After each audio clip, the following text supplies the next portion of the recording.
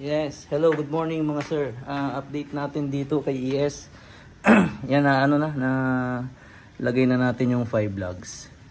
So bali yung hub niya, yung knuckle, spindle ata tawag doon, yung sa loob. Pang CRV siya. Ito, mga pang CRV to. Itong knuckle, yung bearing. Ito pang ES, pasok tong pang ES. So kung gagamitin yung CRV, lalabas masyado tong yung gulong niya. Ito nakalabas na ng konti. So hindi na tayo gumamit ng spacer. So yan. Pina-wheel balance ko na rin to. Pangit nga yung pakakagawa ng wheel balance. Hindi ko alam kung advice magandang, kung pwede din lang naman na hindi na may tingga to. Aalisin ko kasi hindi ko gusto yung itsura. Pero kung importante, pagtyaga na lang natin yung itsura niya. Ayun, marami pa din dun sa loob. Bali yung mugs niya. Pantay naman yung mugs. Yan, kahit bago kasi siya. Yung gulong lang yung parang may yung labi dito medyo may mababa to, may mataas. Siguro kasi bagong lagay lang. Tapos yun lang, so nakakabit na natin. Ihe na lang yung kulang pala nito. Yung ihe natin humaba, hindi pwede yung sa CRV. So ngayon hindi ko alam kung anong pang sasakyan yung magmamatch dito. Kaya ang ginawa ko, yung ihe ng CRV sinukat ko, inalis ko muna. Tapos sinukat ko dito. Nag-search ako sa internet kung paano pagkuha ng tamang sukat. So ngayon iniwan ko sa machine shop yung natin, yung ihe. Papaiksian natin, babawasan natin ng 3.5 centimeter yung aalisin natin dun sa ihe para mag-match dito sa kay ES. Kasi mahaba talaga yung yung sa CRV. So yan yung natin ngayon, yung fitment. Yan. Medyo nakalabas siya ng konti. Tsaka yung sa baba, medyo nakaganon siya ng konti sa baba. Kaya kailangan natin siguro ng camber plate, pero medyo mahal yon. Gagawin natin camber bolt na lang, yung para dito sa yung sa shock nya. Papalitan na lang natin tong sa shock ng camber bolt. Itong upper lang palitan natin para medyo lumabas to na upper nya, lalabas to ng konti. So medyo magpapantay to. So para hindi siya hindi siya nakaganon, nakacamber ng pagganon ba, hindi siya nakaganon. Gusto ko kasi yung pantay. So tapos pa ba?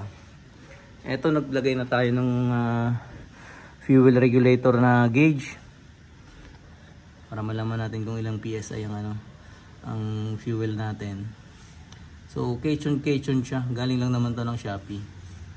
Around 600 plus ata yung kuha ko niyan.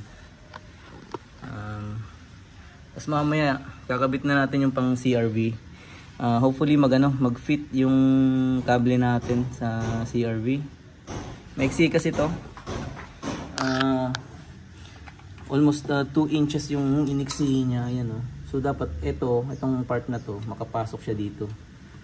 So pang ES to, hindi pwede yung pang dimension.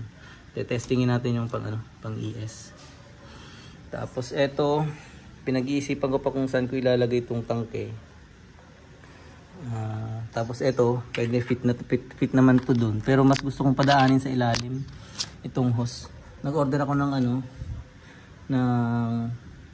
yung sa AN na Army Navy hose, yung kagaya nitong mga to ng 8 AN. 8 yung size niya. Ito kasi mga 6 AN to yung fittings niya para mag-fit dito sa butas. Pareho yung butas nito, yung inner diameter. So papasok doon yung hose na binili ko sa tubo ng power steering.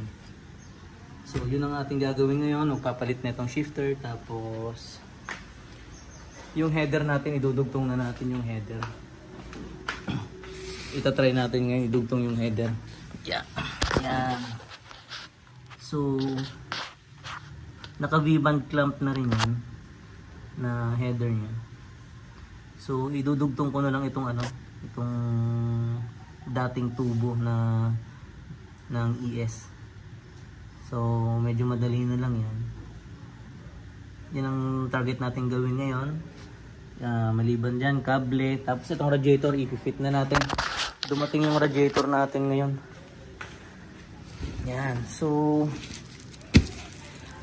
hindi fit yung sa ES. Ayan yung sa ES dimension. Fit yung ano niya, yung eto. Kasi galing dito sa body na yan. Ang problema natin, yung upper coolant hose. Dito nakatapat. So, ang hirap dalhin papunta rito. So, ang solution ko na lang, bumili ako ng ano, eto, hindi ko pa na-unbox. Pang ES din siya na naka K20. So, dito ang ano yan, dito ang lagay ng hose. So, match na siya. Ito yung ano. So, dito talaga siya naka-design. Ayan. So, yan na lang ang nakiisip kong paraan. Kasi yung sa CRV, dito sana din yung lagayan ng hose. Matangkad naman siya, tsaka mahaba. Kaya mahirap i-fit yung sa CRV rito. Alanganin yung CRV. Tapos ang gagawin natin dito, kasi eto matangkad to. Ito. Ipagpapalit natin tong dalawang fan pagkabit natin dun sa bago. Kasi eto, tumatama siya dito. So hindi pwede yun na andun. Kasi tumatama dito. Nagbabibrate tong makina. Mabubutas at masisira itong thermostat housing natin. Yung thermostat, masisira siya. So ipagpapalit na lang natin yung fan. Tapos itong connector nya, itong dalawang connector, ipagpapalit to. Ito itadalhin dito. Alisin na lang siguro itong tape. Kasi ito, dugtungan na lang para magkapalit itong dalawa. Ito siguro yung isa. Kasi ito dito to.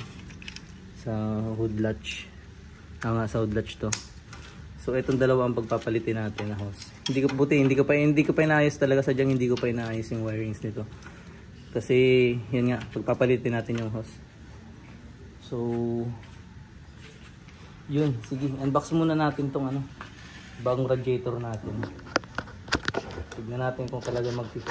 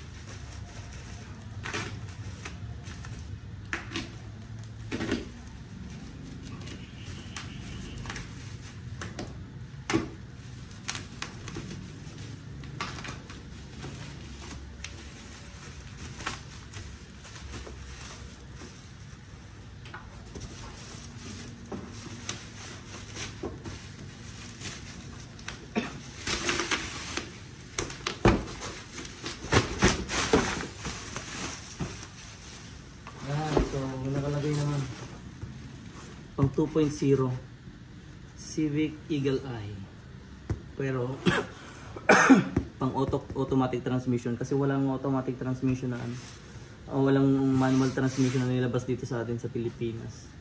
So itatry natin itong i-fit na pang automatic. So wala tayong makita kasi talaga na wala akong maisip kasi na mag-fit dito na radiator. So titignan lang natin kung ano pinagkaiba na automatic tsaka manual na radiator. Yan. So yan.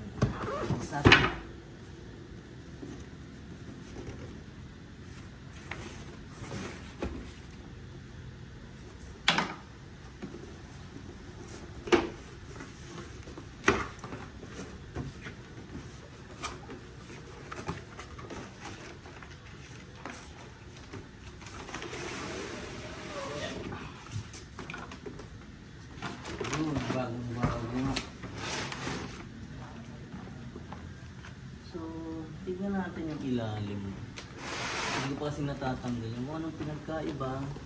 Ay, so silyadong silyado. So, brand new talaga siya. So, itong dalawa siguro yung pinagkaiba na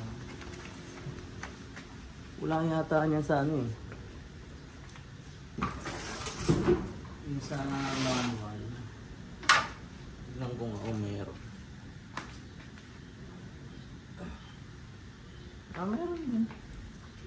Meron din palang nakalagay ito. So, ano pinagkaiba? Ng automatic tsaka manual.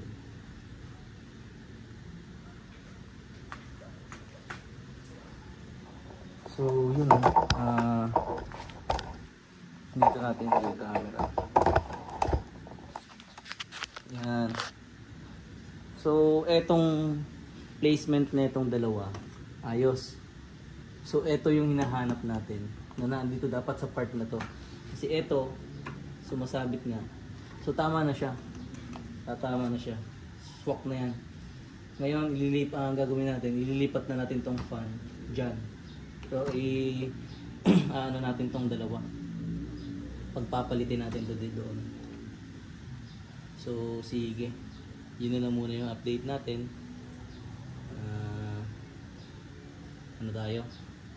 Time-lapse tayo.